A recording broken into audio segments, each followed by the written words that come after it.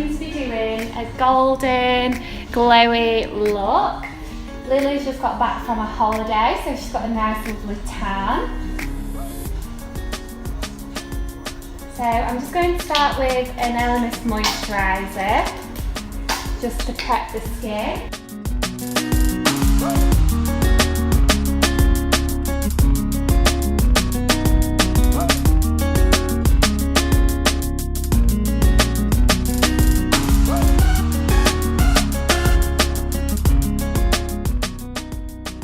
So I'm now just going to brush through the brows. We're just going to brush the brow hairs up before we fill them in. And I'm going to be using the Freedom Brow Pomade in Soft Brown. The brush that I always use is a small angled brow brush from MAC. I'm just going to start by underlining the brows. I never start at the very front of the brows, just because this is where we want the brows to look the softest.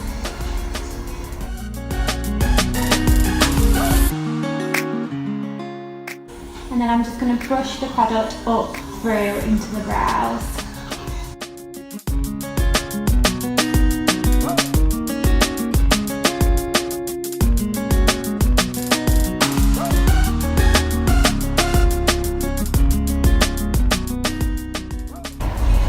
You don't want to use too much product. I do absolutely love the Freedom Brow Pomade just because it doesn't dry up, whereas the Anastasia one and the MAC one, after a while they do dry up, whereas this one doesn't.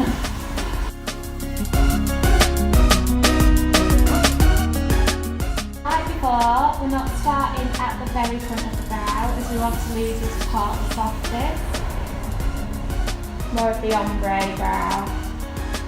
And just overlining the top and underneath, and then filling in the depths.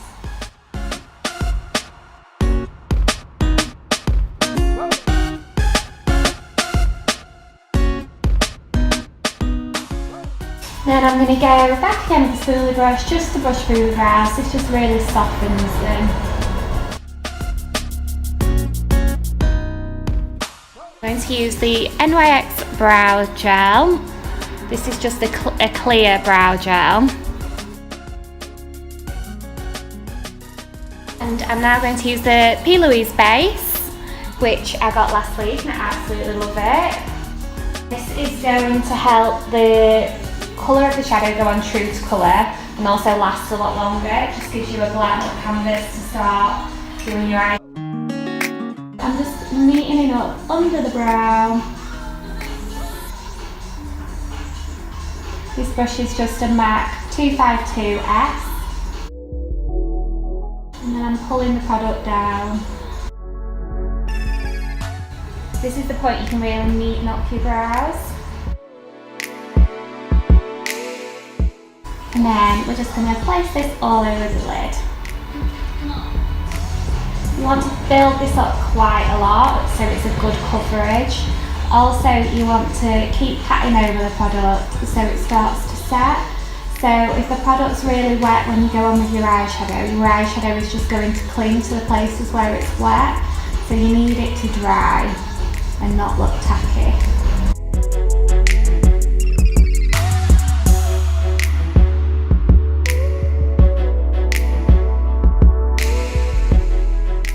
I do find that you need quite a lot of the product though. That's the only thing I would say about the Louise face. I mean, I bought 4, so I'm not going to run out of it anytime soon.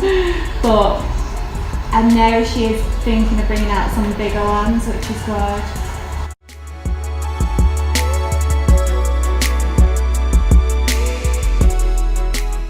So we're going to be doing browns and gold colours today. I'm going to be using a Lick and Lash palette and a colour from the Rose Gold Huda Beauty palette, and then also one of the Peaches makeup pigments. I'm a bit of a nightmare in that I can't really stick to one palette. The only palette that I find has got every colour to do all your looks in is the Louise palette really. But I have used that to death. So I'm going to try some different ones today.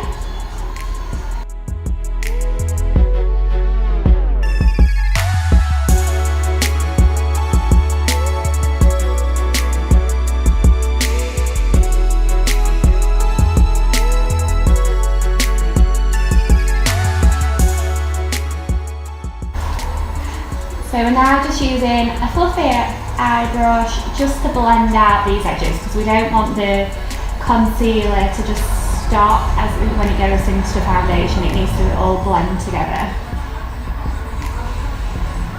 So it's important to bring it really far into the corner of the eyes and really far out, and then you can blend it out.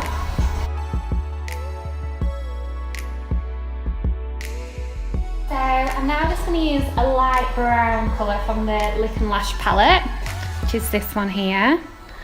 And I'm going to use this brown here. These are all just matte browns, and this is the palette 35OM.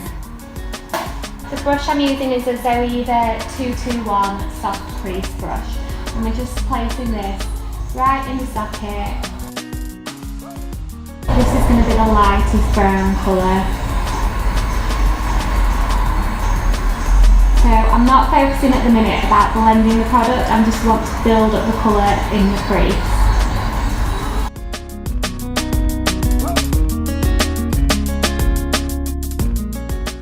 So we want to build this up in the crease and also on the outer third of the eye, just to make the eye really rounded.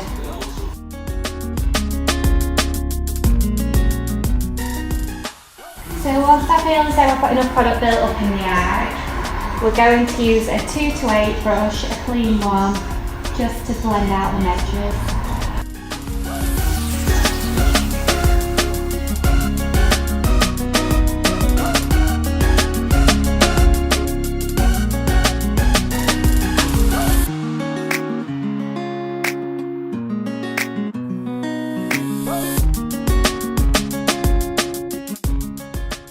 So we're just building this product up on the other eye.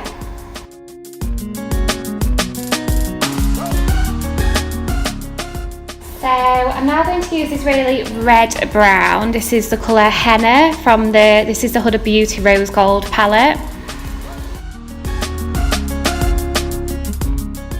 And this is a MAC 221 brush.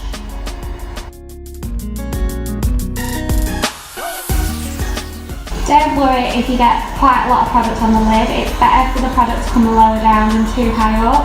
So if you end up with lots of product on the lid, it doesn't matter, as we'll be covering this up in a minute anyway.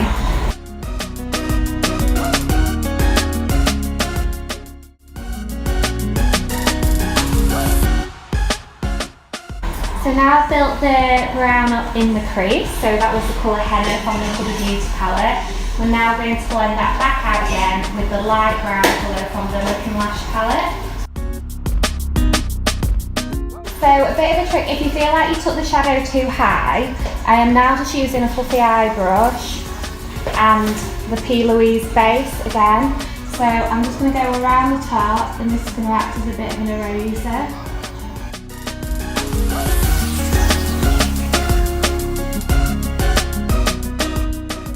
You only want the tiniest bit of product on your brush though when you do this. And I'm just using the lighter brown again, just to take it to the point I want to take it to.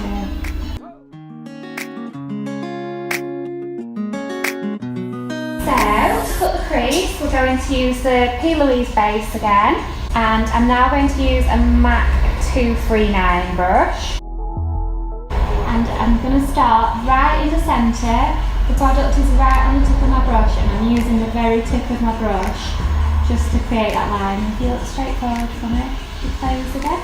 So if you get your client to open at this point, especially if they've got hooded eyes, you'll be able to see where you can take the, how high you can take the cut crease. So the very tip of the brush, I'm just pulling it down, and this is creating the stencil of the cut crease. So once we've got it right into the inner corner, we're going to bring it out. So now I've not got as much product left on my brush, I'm going to bring the brown into the base.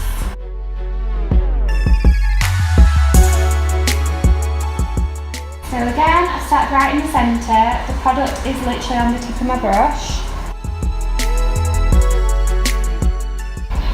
Okay, so once we've got it right into the inner corner, We're then just going to pull the brown again into the crease. So you want to get your client to keep opening and closing their eyes so you can assess how high you want to take the cut crease. However, we are just going to wipe the brush, and now we're going to soften that cut crease just because it's going to be more of a soft glam look rather than a defined cut crease. So I'm just literally tapping over that edge.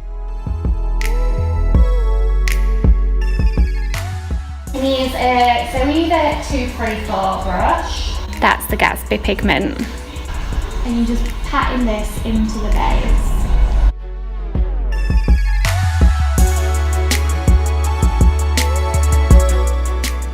This is Gatsby pigment from Peaches and Cream. Henna from the Huda Beauty palette. And I'm now using my MAC 221 brush again. Just to make it more of a soft transition rather than a defined cut crease. Right, so I'm just going to wipe underneath the eyes before I do the liner.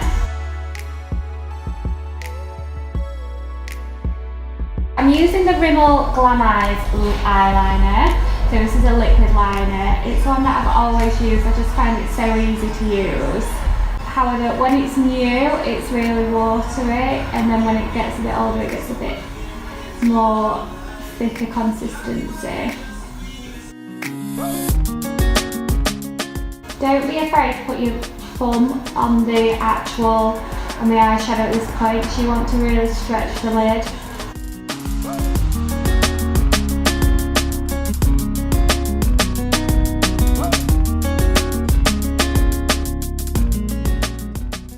The right amount of product on your brush at this point. I never get wing liner right straight away. Sometimes it goes perfect straight away, sometimes you have to work with it.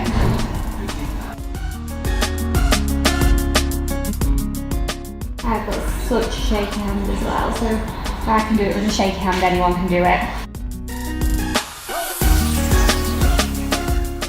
So I am going to use a white to neaten up this line underneath. I always start quite thin and then I just build it up. So it depends on the person's eyelid space. So if they've not got a lot of eyelid space, you don't want to go too thick, she'll take up all their eyelid space. So, but if they've got a lot of eyelid space, then you can go a bit more thicker.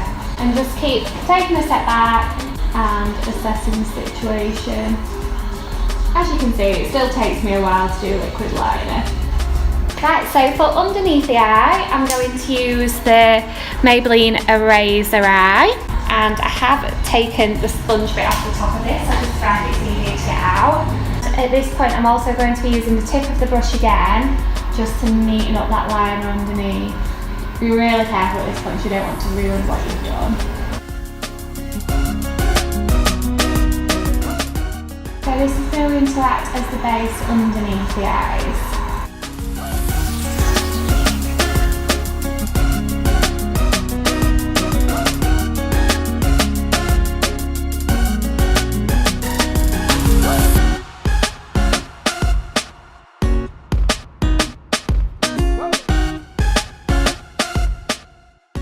So I always do the brows first. I know some makeup artists do it last. But I prefer to do it first, just so I've got the shape of the eye. However, I do touch them quite a bit throughout, so you'll see towards the end that I will go and touch them up again. So I'm going to use a black eyeshadow in the waterline. I do prefer to use eyeshadows, it's a lot softer on the eyes and I find it lasts a lot longer. Yes, I do put the concealer on before the foundation. More to act as a base for the eyeshadow, and I do use a tissue at this point. A henna eyeshadow again, and this is on the Zoeva 226 brush, and I'm using the tissue again. It stops the shadow falling down the face, which doesn't matter so much because you can always wipe that away, but that is a benefit. It also acts as a good guideline for where your eyeshadow is going to go. and also the concealer will still be tacky underneath the eyes, so it stops you leaving fingerprints in the concealer. And we're just doing exactly the same colours underneath as we did on top.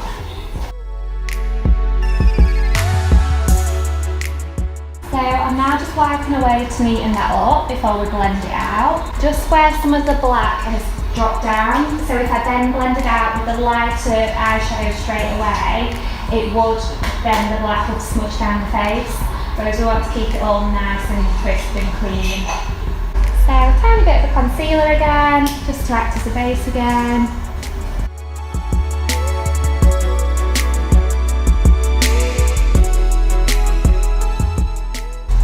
So I'm now just using the lighter brown eyeshadow again, just to really blend it out underneath. And one of the tips I did pick up from the Louise event is smoke it quite far down. Don't be afraid to smoke it quite far down, because people always think, oh well, keeping it quite tight together will keep it a lot more natural, whereas it does just, all the product just crams together too much. So it's better to smoke it out more.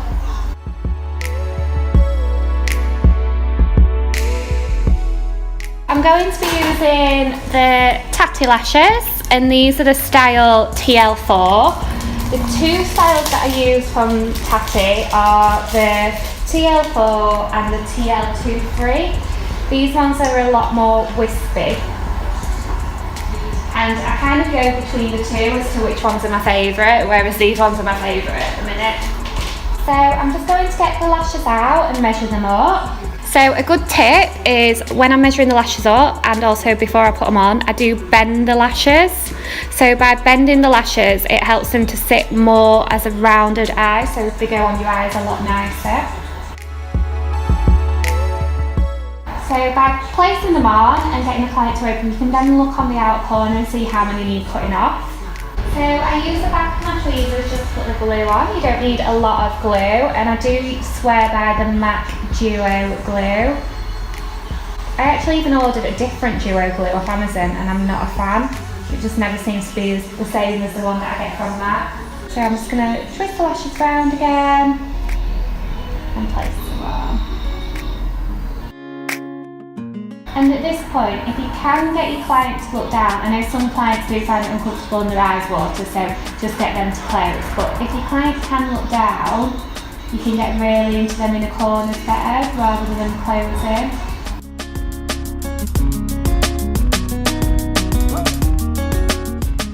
There we go, lashes are on. So we will put mascara on, but I'll just let the lashes dry first. I do use the Ardell Wispies. I use the Wispies and the Demi Wispies. I find the Demi Wispies are really good for more mature clients, they're a lot more natural. So I use them too, and I use the Tatty lashes in TL4 and TL23. They're my go-to lashes. So like I said before, I do keep going back and perfecting the outline throughout. So this is just a last finishing touch on that bit. And then we're going to move on to the skin and making this look really glowy. So this look is all about the glow. So I'm excited to get that highlighter out. It is inspired from Mitchell, because I've been seeing him doing very glowy looks lately. So I'm now going to add a base to the skin to make it really glowy, and we're going to be using the CVJL Cosmetics liquid highlighter, and this is the colour Legend. I'm going to use a fluffy brush from MAC just to place this all over the face. It will look very strange until the foundation is on. So I've probably seen a lot of makeup artists doing this, and as well as the iconic drops, they're really nice as well. It just really gives you a glow through your foundation.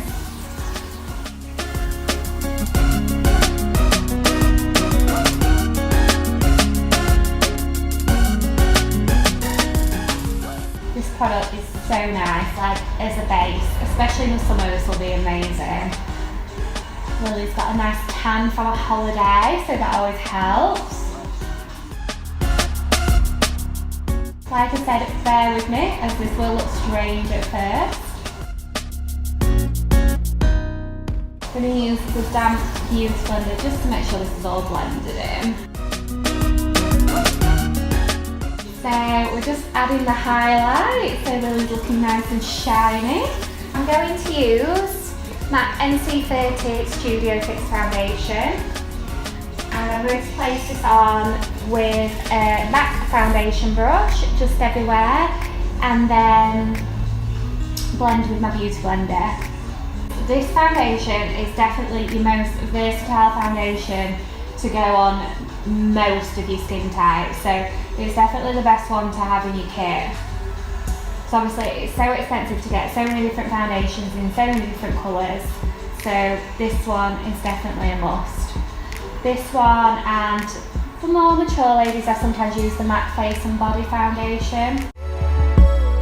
So I'm not blending at this point, I'm just placing the foundation on.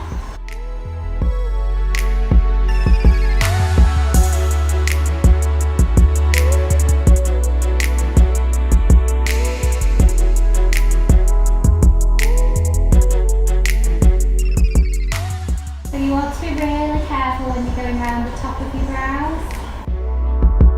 Make sure you've got the correct amount of product on your brush, and it'll help to neaten up around the top of them brows. I don't always use an under highlighter on every client, but if they're going for that really glowy look, and especially if it's nice and bright as well. So I'm now just taking my very used beauty blender, spraying with water, and I'm now just going to blend that foundation in.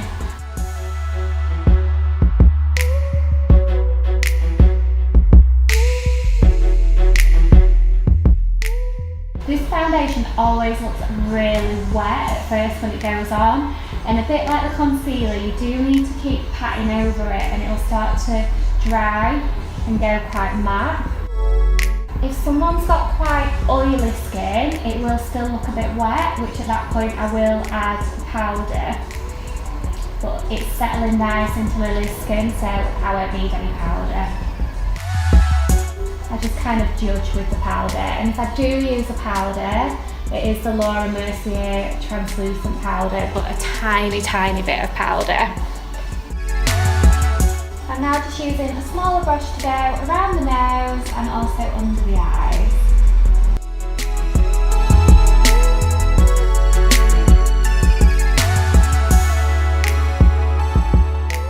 I love it when you get the foundation on and the lashes, it really makes the eyes pop. I'm going to go back over the brows, make sure they're perfected. I'll go back over the liner and also put the mascara on. I'm just neatening up around brows, make sure that there's no foundation where it blends in.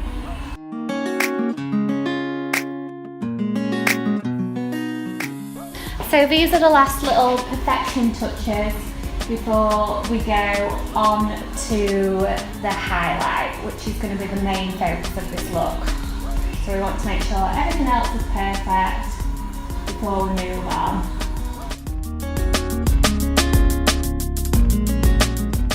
I use the MAC Extended Play Mascara just because this one has a really fine brush, so especially if you're doing clients' makeup, you can really get in there with the mascara.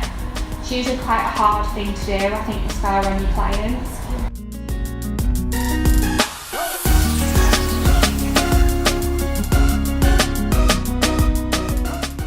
Highlight time. So I'm going to be using a Morphe M330 brush. I'm just going to start on the cheeks. As you can see, this is so pigmented. You want to be very careful where you're placing it. So I always think with beauty trends, it always goes one extreme and then to the other. So everyone wanted massive eyebrows, drawn on eyebrows, now everyone wants natural brows, everyone wants full-on contouring, now contouring's a lot softer. And I feel like highlight is the thing at the minute that everyone's going crazy for. So I would not be surprised if in a few months' time everything went matte. It is literally so hard to get hold of the Doll Beauty highlighter. I managed to get some in Topshop as a Christmas present. I think I got my first ones online, but that was before it was quite well known. And then I also bought when they were at the Louise palette launch event, I bought quite a few there, and I got one in my goodie bag. So a tiny bit obsessed.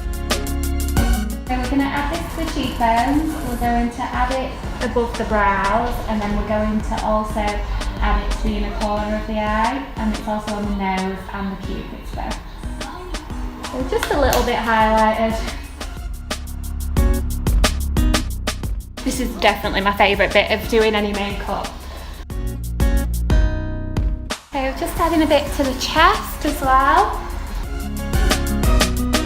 So if someone did want the look bringing down onto the chest, I would sometimes use the Matte Face and Body foundation on the chest. But because Lily's got a lovely tan anyway, we don't need to put any makeup there. But I do myself, if I'm going out, I'll add a bit onto my chest as well. I'm going to add it to the inner corner of the eye.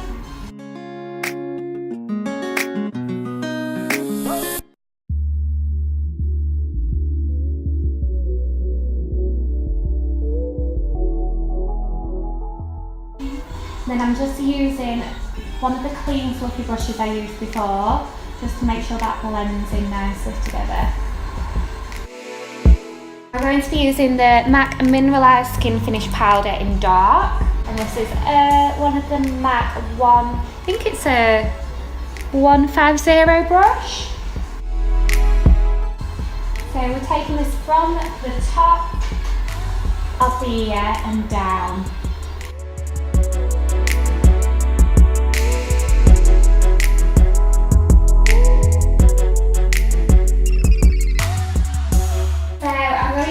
The MAC Spice lip liner, and I think we'll go glossy lips.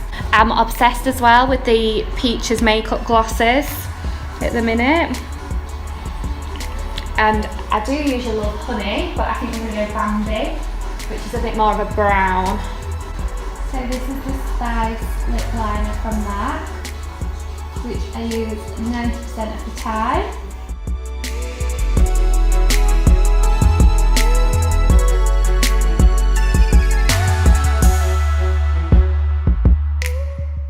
This is the Bambi lip gloss from Peaches Makeup.